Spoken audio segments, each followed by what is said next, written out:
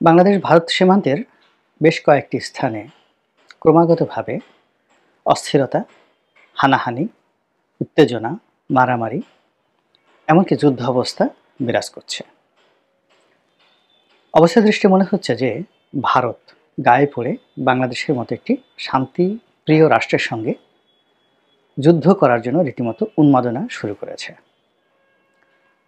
খবর হলো চাঁপাইনবাবগঞ্জের যে সীমান্ত, সেই সীমান্তের এপাশে হাজার হাজার বাংলাদেশি নাগরিক দেশীয় অস্ত্র শস্ত্র হাতে এবং সবাই উত্তেজিত, আর অপর প্রান্তে হাজার হাজার ভারতীয় নাগরিক।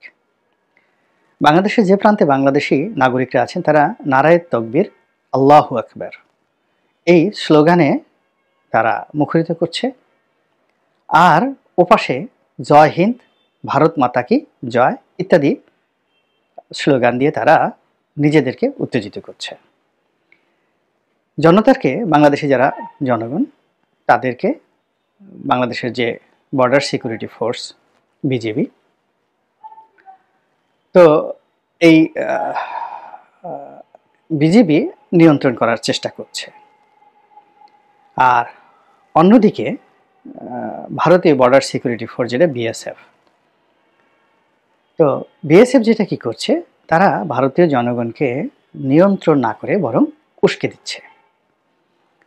এবং বিএসএফের হাতে যে মারণাস্ত্রগুলো থাকে, বিশেষ করে ভীষণ রকম ধ্বংসাত্মক যে বোমাগুলো থাকে, মিলিটারি বোমা, সামরিক বোমা বা গ্রেনেড জাতীয়, এই গ্রেনেড বা বোমা তারা জনগণের হাতে তুলে দিয়েছে, ভারতীয় জনগণের হাতে তুলে দিয়েছে, এবং ভারতীয় জনগণ সেই বোমা বাংলাদেশের জনগণের প্রতি নিক্ষেপ করেছে।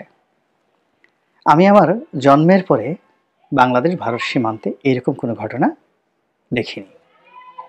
চাঁপাইনবাবগঞ্জ সীমান্তে যে ঘটনাগুলো ঘটছে, এটির রেশ অন্যান্য সীমান্তে ঘটবে।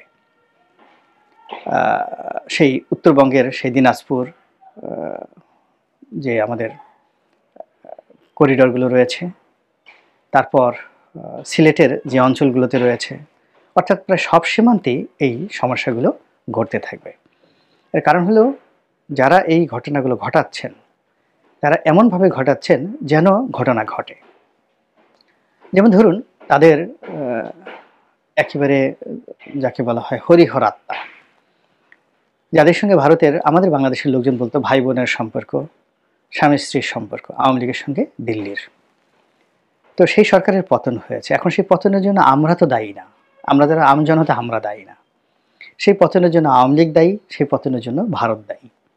ভারত আওয়ামী লীগকে নিয়ে এত বেশি বাড়াবাড়ি করেছে এবং ক্ষমতায় ভারত আওয়ামী লীগকে রেখে পুরো দেশটিকে এমনভাবে শোষণ করেছে যে শোষণের সঙ্গে ইস্ট ইন্ডিয়া কোম্পানির শোষণের তুলনা হয় না।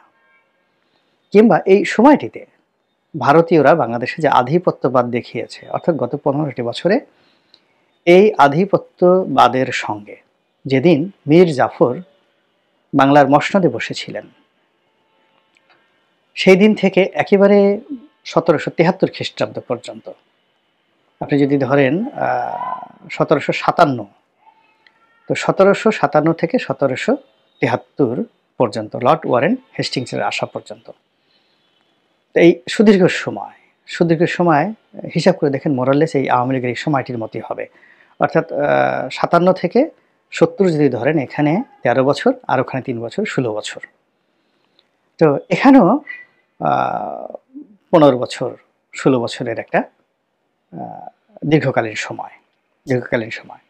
অর্থাৎ রবার্ট ক্লাইভ যে সময়টাতে ক্ষমতায় ছিলেন এবং তার অধীনে মীর জাফর 2 বার করে এখানে ক্ষমতায় ছিলেন, মধ্যে অল্প কিছুদিন মীর কাসিম ছিলেন। তো তিনি কুষ্ঠরোগে পক্ষাঘাতগ্রস্ত হয়ে মারা যাওয়ার আগ পর্যন্ত বাংলার মসনদে মীর জাফরই ছিলেন।